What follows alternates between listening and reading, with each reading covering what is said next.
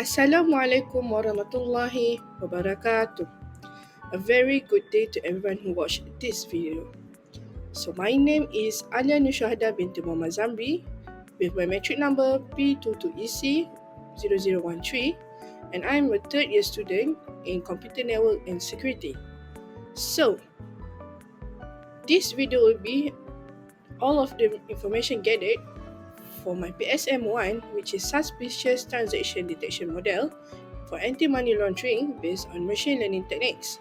So, my respected supervisor is Technologist Dr. Muhammad Zamri bin Osman.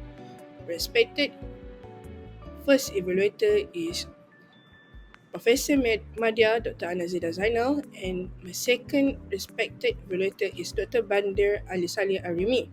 So next is the table of contents, which is everything that I'll be told throughout this video.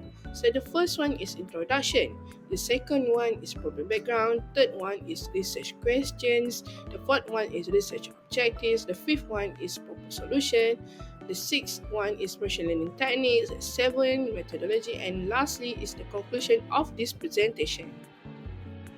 So, what is money laundering? Have you guys heard about money laundering? So, what I've learned throughout the research, money laundering basically a method, a ways so that the organization can conceal or hide their money, their funds, their specifically their illegal funds, their illegal money, or we call it dirty money, and they conceal them, they hide them to make it look like a legal and legitimate money. So we have three layers of these money laundering activities, which is the first one is placement. So let's say that organization receive money from selling drugs, from gambling, or even they receive bribe.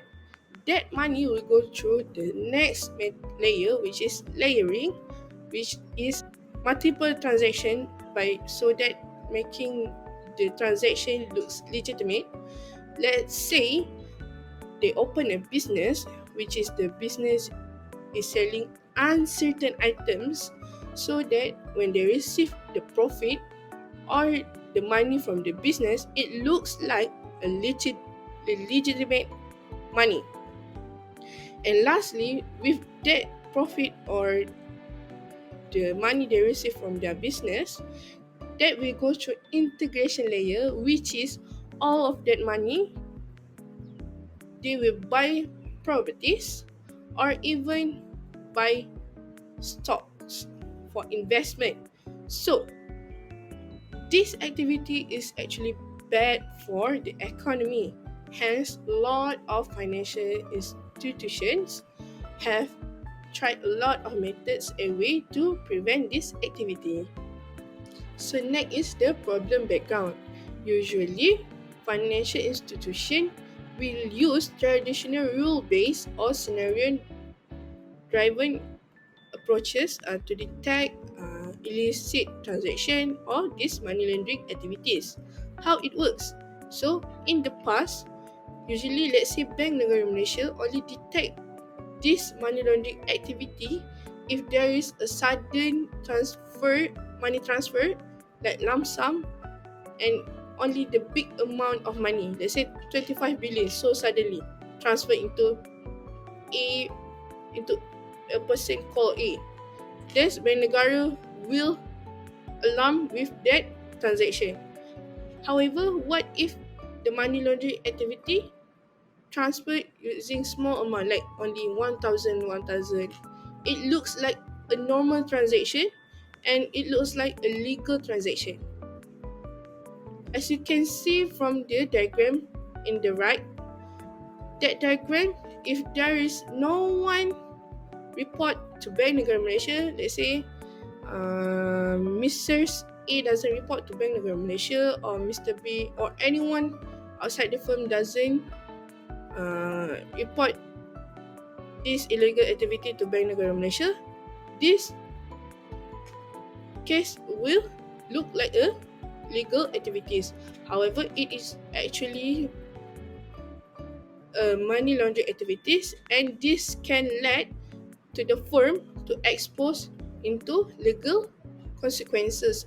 Next is the research questions. So I have listed out three important questions here. So the first one is, what type of machine learning models are the most efficient at detecting various forms of money laundering activities? The second one is, how the money transaction can be modeled to identify the suspicious transaction of money laundering. And the lastly will be, what performance indicators can be applied to evaluate the suggested anti-money laundering model effectiveness. Next is the research objectives, and I have listed the three main objectives here. The first one is to investigate the machine learning techniques in suspicious transaction for anti-money laundering. The second one is to develop an anti-money laundering model to detect suspicious transactions based on machine learning techniques. And lastly is to evaluate the performance of the proposed anti-money laundering model based on the performance metrics. So we have come to the best part of this presentation, which is the proposed solution. So I have listed three main proposed solutions.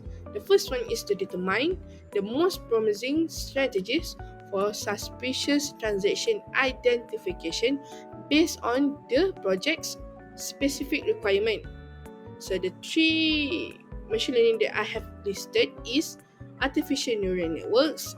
The second one is support vector model, and the last one is random forest. All of these three will be explained truthfully after this.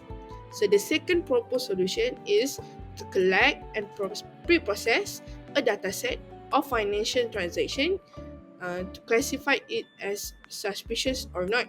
So the dataset that I have chosen also have three. The first one is Kaggle, the second one is AML-SIM, the third one is PaySip. So the third proposed solution is to evaluate each of the performance metrics for each machine learning model. So next, I'll be explaining about machine learning techniques in this research, which is I have chosen three, and the first one is artificial neural networks, ANN. ANN is actually a machine learning that a part of deep learning tool because it using few principles to, to discover connectionism. The second one is support vector model, which is a straightforward model that classifies and divides linearly. And lastly is a random forest that using a progression and classification and go through each branch, each nodes quickly and randomly. So next is methodology for this research. We have been divided into three phases. The first phase is literature review, which is I have been through for the progress one to find past research papers and past study case to have better understanding in this research. And next is problem formulation, which is to identify the abnormalities, the patterns of money laundering.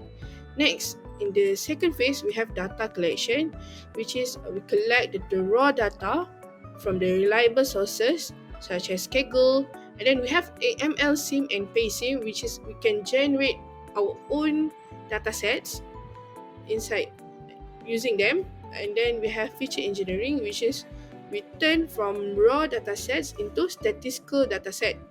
Next, we have data pre-processing. Data pre-processing is where we balance the data.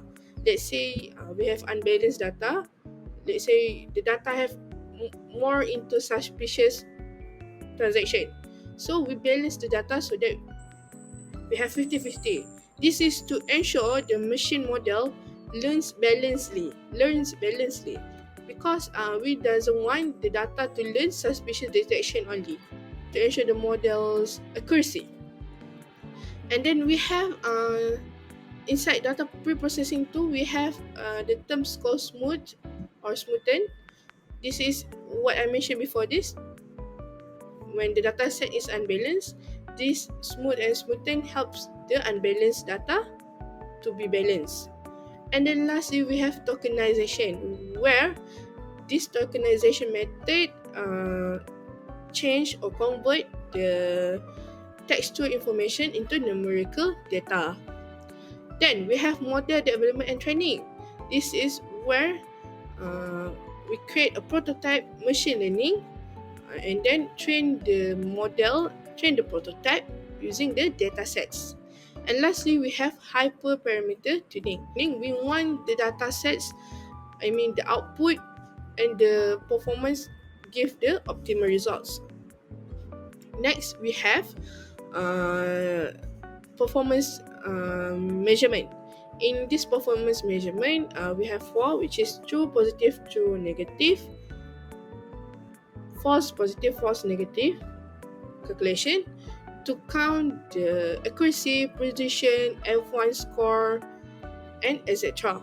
Last, but no, no, not last, but we have result and discussion where we compare the accuracy of each model, and then lastly is conclusion and recommendation for each model. We have reached into the conclusion, and I have achieved the first objective, which is to study machine learning model for suspicious transaction detection for anti-money laundering. And as for the second and third goal, which an objective will continue in the PSM2, which is to develop prototype for machine learning, and then the third objective is to evaluate the performance metrics of each machine learning models. And all I can say is I hope for the better improvement of myself, and I will put more effort of myself into this research. Thank you so much for listening from start until the end of this presentation. Have a nice day everyone. Bye bye.